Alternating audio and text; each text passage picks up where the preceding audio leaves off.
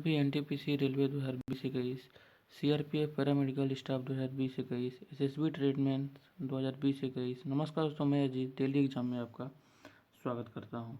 आज हम लोग बात करेंगे फिजिक्स इम्पोर्टेंट क्वेश्चन की टॉप 25 एमसीक्यू की। यहाँ पे हम लोग आज बात करने वाले हैं। आज हम यहाँ पर देखेंगे कईयों के पेपर अभी स्टार्ट है, कईयों के पेपर अभी होने वाले हैं, तो बेहतर यही होगा कि आप पहले से ही अपनी तैयारी करके जाएं। आइए यहाँ पे देख लेते हैं हम टॉप 25 फिजिक्स के एमसीक्यू क्वेश्चन। यहाँ पे आप देख लीजिए। यहाँ पे आप पहला क्वेश्चन आपका है, ल्यूमेन एकक है, ल्यूमेन एकक है, तो यहाँ पे ज्योति फ्लक्स सी यहाँ पे आपका आंसर आने वाला है। आगे देखिए, यहाँ पे न्यूटन का पहला गति नियम संकल्पना देता है। न्यूटन का पहला गति नियम क्या संकल्पना देता है? तो यहाँ जड़त्व का संकल्पना देता है।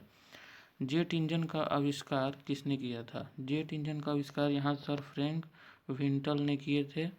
यहाँ पे चौथे क्वेश्चन की बात करें हम यहाँ पे, तो पहिए में बॉल बेयरिंग का काम है। पहिए में बॉल बेयरिंग का काम क्या होता है? तो पहिए में बॉल बेयरिंग का काम होता है गतिज घर्षण को लोटने घर्षण में बदलना। आपका ऑप्शन नंबर बी यहाँ पे राइट आंसर हो जाएगा। यहाँ पे 5 नंबर क्वेश्चन की बात करें हम, तो यहाँ पे आपका रेल की पटरियाँ अपने वक्रों पर किस कारण से बैक की गई होती हैं? रेल की पटरियाँ जो होती हैं वो अपने वक्रों पर किस कारण से बैक की गई होती हैं?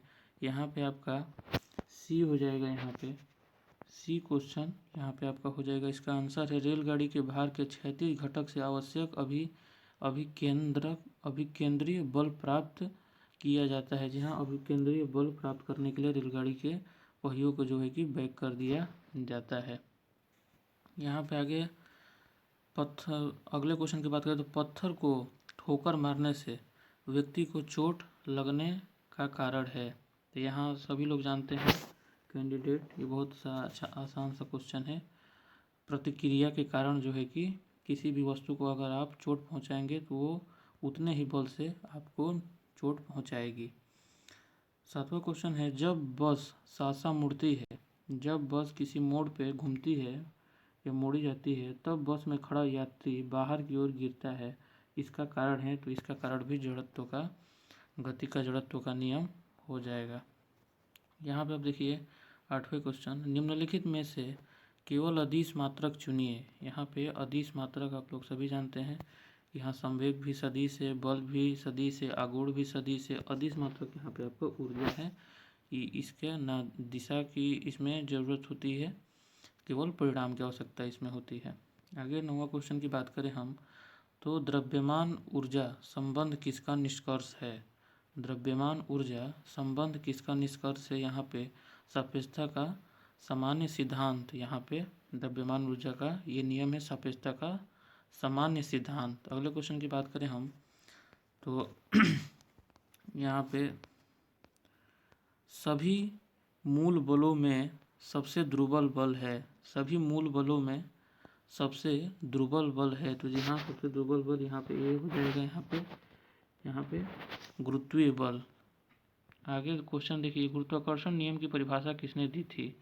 गुरुत्वाकर्षण परिभाषा का नियम, ये भी इजी क्वेश्चन है, न्यूटन जी ने दिए थे। और आगे क्वेश्चन की बात करें हम, तो जल का क्वथनांक उच्च तुंगता पर किस कारण से घट जाता है? जल का क्वथनांक उच्च तुंगता पर किस कारण से घट जाता है? तो निम्न वायुमंडलीय दाब द्वारा।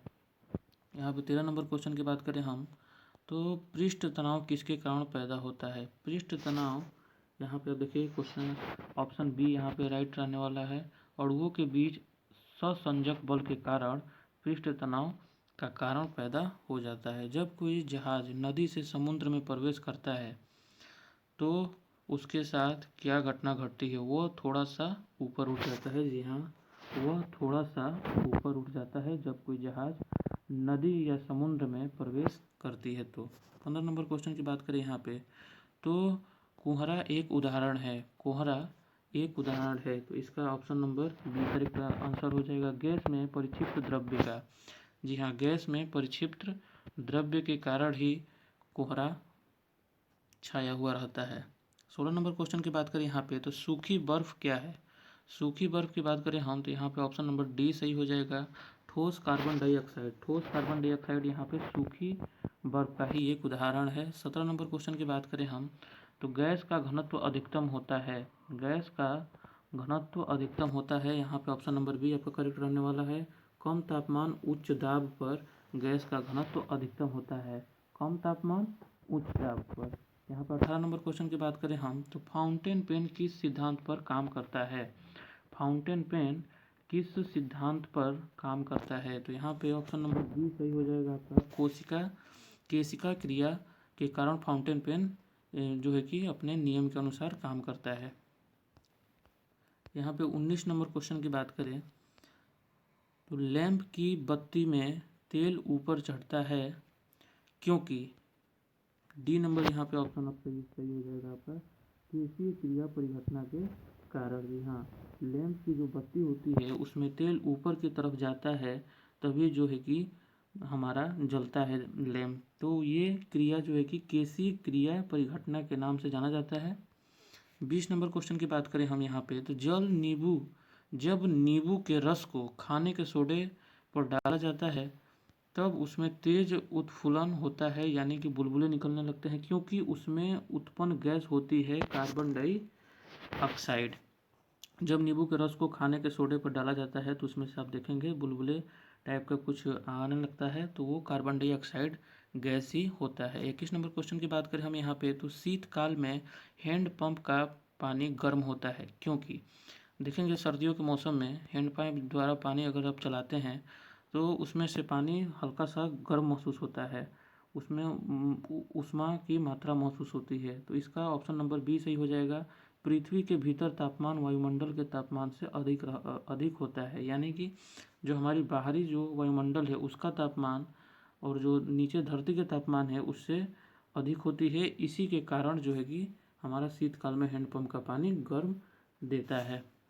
आगे 22 नंबर क्वेश्चन की बात करें हम तो साफ रातों की अपेक्षा मेघाच्छत्र रातें गर्म होती है क्योंकि मेघ मुख्यतः, यहाँ पे आप देखेंगे तो ये क्वेश्चन यहाँ पे कह रहा है, इसका आंसर हो जाएगा सी, पृथ्वी द्वारा दी गई ऊष्मा को वापस परावर्तित कर देता है। यानी कि यहाँ पे क्वेश्चन ये है कि साफ रातों की अपेक्षा, यानी कि अगर आसमान में अगर बादल नहीं हैं तो ये कह रहा है कि वो रातें जो हैं कि अधिक गर्म होती हैं और मेघा रात्र जो होते हैं वो ऊष्मा को अवशोषित नहीं कर पाती हैं।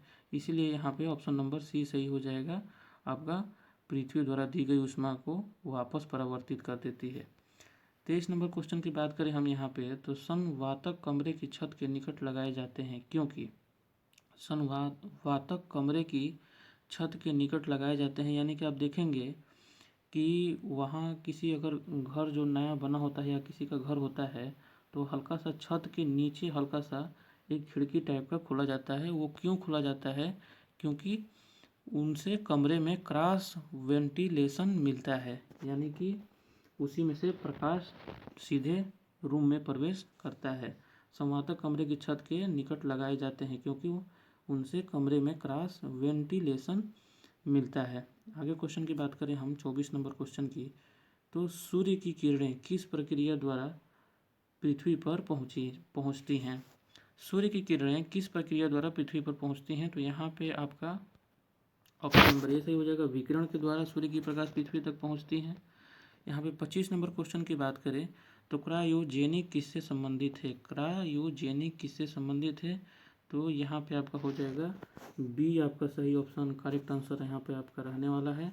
निम्न तापमान जो है कि क्रायोजेनिक से संबंधित है। यहाँ पे जो है कि 25 क्वेश्चन आपका जो है कि यहाँ पे करवा दिया गया है।